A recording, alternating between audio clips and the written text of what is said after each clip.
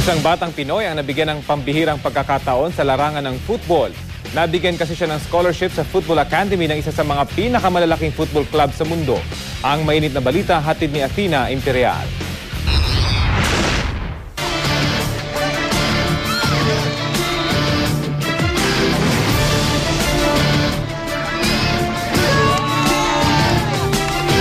Sa husay sa football, hindi mo aakalain na 9 na taong gulang lang ang manlalarong si Sandro Reyes.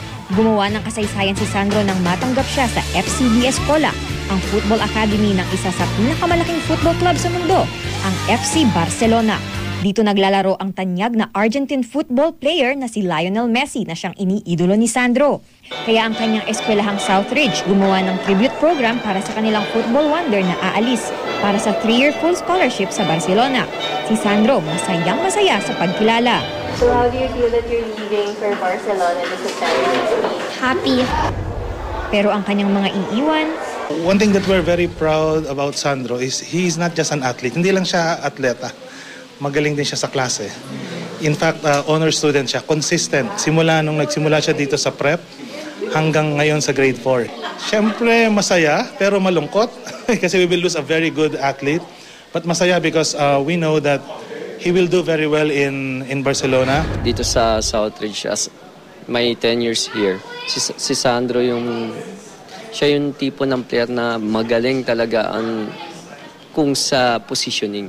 Actually, kanina sa tribute niya dito sa school, medyo naiiyak ako kasi talagang ang treatment ko kay Sandro at sa lahat ng teammate niya actually is like parang mga anak ko na parang son ko talaga So, mawawalan ako ng isa.